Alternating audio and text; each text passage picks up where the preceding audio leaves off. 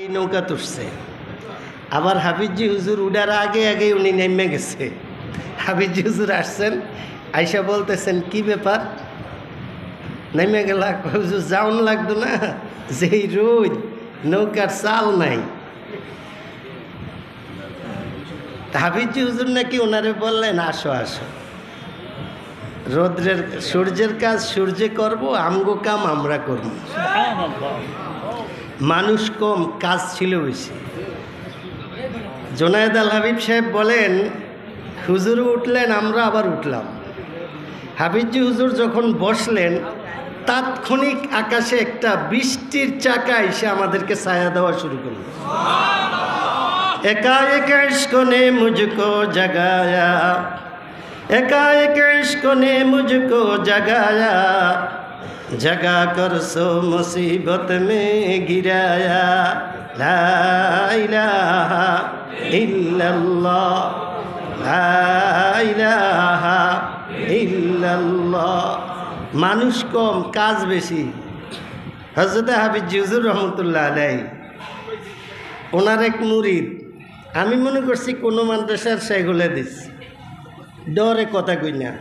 ওয়াজও গেছি, ওই বাইতুল মোকাররমের সর্বপ্রথম একজন ইমাম ছিলেন এবং বাংলাদেশ রেডিও টিভিতে সর্বপ্রথম যিনি কোরআন শরীফ পড়তেন কারি আবুল হোসেন সাহেব, ওনার বাড়ি ২৫০০। ওনার মাদ্রাসায় গেছি, প্রতি বছর যাই। তো উনি যাই দেখি এরকম একজন আমি ডরে কথা কই না, কোন মাদ্রাসাগুলো দিছে আল্লাহ জানে। তারপরে আমি কে হুজুর কোন জায়গায় আছেন খেদমতে? হুজুর আমি তো ইংরাজি শিক্ষিত মানুষ, আমি আসলে কোথায় এরকম লেখাপড়া করি না।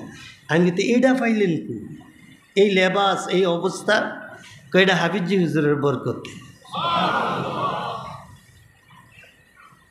পরে আমি ওনারে বললাম, অনেক কথা হয়েছে, একটা কথা শুধু আপনাদেরকে বলি। ওনাকে আমি বললাম, হাফিজি হুজুর তো বহুত কেরামতির কথা মানুষের কাছে শুনি, আপনি যেহেতু দীর্ঘ সময় ছিলেন ওনার সংস্পর্শে, আমারে কি ওনার একটা কেরামতির কথা বলতে পারবেন?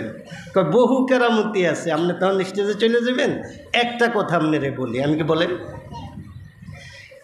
কামরাঙ্গীর চর থেকে লালবাগ জামু, বুড়িগঙ্গা নদী পার হইতে আসি নৌকাত। হাফিজি হুজুর এক জায়গায়, আমরা ৪-৫ জন আর এক জায়গায় নৌকার মধ্যে। হাফিজি হুজুর কি যেন গুনগুন করতে আছে, চোখ বন্ধ করে। হঠাৎ আমগো মাঝেতে একজন মাথা চক্কর দিয়া পানি পড়ে গেছে অচেতন হইয়া। নৌকা তো চলতে আছে, নৌকা অনেক দূরে চলে আসছে। হঠাৎ ইন্না নিল্লা বলে উঠছে সবাই, হাফিজি হুজুর চোখ খুলছে। কি হয়েছে ভাই? ফজলুল হক সাহেব বলেন, আমরা বললাম হুজুর আমগো লগের একজন পানিতে পড়ে গেছে। কয় কই? ডুবে গেছে। কোন জায়গায়? কই যেদিকে। উনি বলেন হাফিজি হুজুর এইভাবে হাত বাড়াইল, হাফিজি হুজুরের হাতটা আমাদের উপরে দিয়ে চলে গেল এবং ওই জায়গায় যাইয়া পানির নিচেতে তার গর্দানে ধরে এইভাবে আবার ওই জায়গা আগের জায়গায় আইনা বসাই দিস। তাজা খাহি দাস তনগর দাগে হায়ে সিনারা, তাজা খাহি দাস তনগর দাগে হায়ে সিনারা, গাহে গাহে বাজে খাহি দপ্তরে পারি নারা। আমাদের নবীজি এই কথাগুলা বলছিলেন সাহাবায়ে কেরামদেরকে। আমার সাহাবীরা, অতীতের কথা মনে রেখো, তাইলে তোমাদের ক্ষতিগ্রস্ত হওয়ার সম্ভাবনা থাকবে না। অতীত মনে রেখো। আমাদের আকাবেররা ছিলেন এরকম। আমরা তো, আপনারা ওনারে বুড়াকালে দেখেন, উনি আগেও আসছেন, আগে দেখছেন, বাকি এই অবস্থায় আগে দেখেন নাই। মুফতি আমিন সাহেব রহমতুল্লাহ আলাইহি সহ ওনারা যখন কাজ করেন, সারা বাংলাদেশটা একদিকে, আমিন সাহেব রহমতুল্লাহ আলাইহি আর ওনার বক্তব্যটা, এই দুইজনের বক্তব্যটা একদিকে, সারাটা বাংলাদেশের মানুষের আওয়াজ আর ওনাদের দুইজনের আওয়াজ সারা বাংলাদেশ মিলাইয়া এই দুইজনের সাথে হবে না। উনি গত কয়েক বছর আগে আমাদের নারায়ণগঞ্জে একটা বক্তব্য রাখছিলেন। কেবল তো বঙ্গবন্ধুর বক্তব্যের কথা আমরা শুনি, উনি বক্তব্য দিতেন। আসলেই দিছেন, অনেক ভালো বক্তব্য দিছেন। আমি একদিন ওনার ডিআইটি বক্তব্য শুনতেছি, আমার দূর থেকে চিন্তা ছিল মনে হয় বঙ্গবন্ধু বক্তব্য দিতেছে অথবা এর চেয়ে বড় কেউ। একটু সামনে আগায় দেখি এটা আমাদের খতিবে বাঙ্গাল বক্তব্য রাখতেছেন, যেটা হজরতে সৈয়দ আহমদ শফি রহমতুল্লাহ আলাইহির শাপলা চত্বরের আন্দোলনকে সফল করার জন্য উনি ডিআইটিতে বক্তব্যটা রাখছিলেন, যেখানে কমপক্ষে 30,000 লোক উপস্থিত ছিলেন। 2 মিনিটে আল্লাহ এক একজনের জবানে এক একটা বরকত দেয়। এই আবার কিছুদিন পরে এই মানুষগুলা থাকবে না, ইতিহাস হয়ে যাবে। এই জন্য ভাই থাকতে কদর করা। আর একটা ঘটনা বলে আমি শেষ করে দিই। আগে মানুষ কম ছিল, কাজ বেশি হতো। হাজি আমদাদুল্লাহ মুহাজিরে মক্কি রহমতুল্লাহ আলাইহির নাম শুনছেন? রশিদ আহমদ গাঙ্গুহি রহমতুল্লাহ আলাইহি, কাসেম নানুতুবি রহমতুল্লাহ আলাইহি, ইলিয়াস রহমতুল্লাহ আলাইহি, আশরাফ আলী থানভী রহমতুল্লাহ আলাইহি, এই সবার ফিসাবা ছিল উনি। হজরতে হাজি আমদাদুল্লাহ মুহাজিরে মক্কি রহমতুল্লাহ আলাইহি, ওনারে ইংরেজরা মাইরা ফেলাইব, আগে অ্যারেস্ট করব পরে মারব। মিটিং করছে 3 জনের লগে, 2 জন মুসলিম ইংরেজ আর 1 জন মুসলমান। ওই মুসলমান ছিল তাদের বিশ্বাসী লোক। ঘটনাক্রমে ওই মুসলমান ছিল হাজি সাহেবেরও মুরিদ, হাজি আমদাদুল্লাহ মুহাজিরে মক্কি রহমতুল্লাহ আলাইহির মুরিদ। ইংরেজরা তো বিশ্বাস করে, উনি কত বিশ্বাসী লোক, 3 জনের 1 জন উনি। কিন্তু হাজি সাহেবের মুরিদ যেটা তারা জানে না, কিন্তু তারা বুঝে এই লোকটা আমানত খেয়ানত করবে না। আসলেই আমানত খেয়ানত করে না, কিন্তু পরের দিন অ্যারেস্ট করতে আসে হাজি সাহেবরে আর পায় না। কিরে ঘটনা কি, হাজি সাহেব গেল কই? এই মুসলমানে তো কথা ফাঁস করবে না, আসলেও কথা ফাঁস করে না। কি করছে, ওই মিটিং শেষ করে আইয়া হাজি সাহেবের লোডা বদনা গাট্টি গুট্টা লইয়া হুজুর কিছু জিগের না, এটি কুতির তলে লইয়া আমি যেদিকে যাই কেবল সেদিকে হাঁটেন। হাজি সাহেবরে কয় কোনো কথা জিগেইনো না, আমিও কইতে পারতাম না, সমস্যা আছে হাঁটেন। হাজি সাহেব হাঁটতে আছে, ওনারা তো সহজ সরল মানুষ ছিলেন, আল্লাহওয়ালা মানুষ। আচ্ছা ঠিক আছে চলো, নিয়া এক জায়গার মধ্যে রাখছে মরুভূমির মধ্যে। ওই লোক মুসলমানের একটা খামার ছিল, যেখানে সে বকরি বেড়া কিছু ঘোড়াও পালত। এটার মাঝে সে আবাদত করার জন্য ঘর বানাইছে। এই ঘরের মধ্যে হাজি সাহেবরে রাইকা তালা দিয়া বাইরে গেছে। বাইরনের সময় শুধু কইছে, হুজুর আমি যাইতেছি, আমি আসার আগ পর্যন্ত আপনি এখানেই থাকেন।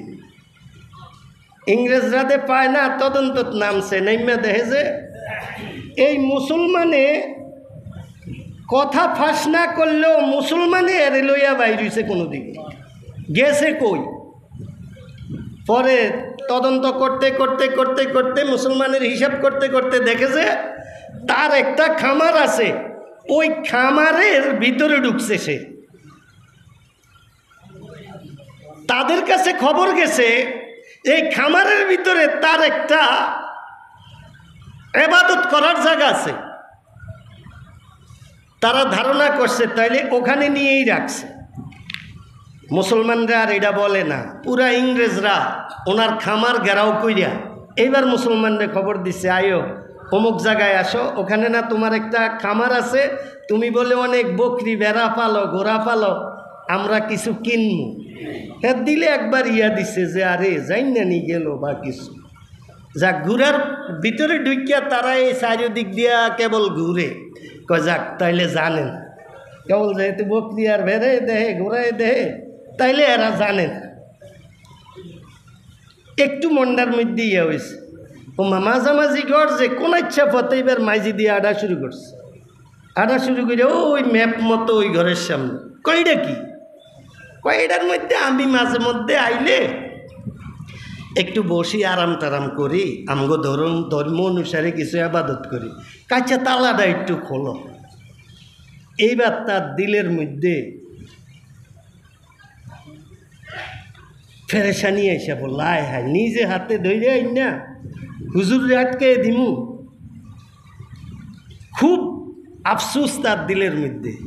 এরপরেও কি করব, বিসমিল্লা বইলা তালা খুলছে, খুললে দেহে ভিত্তি কিচ্ছু নেই।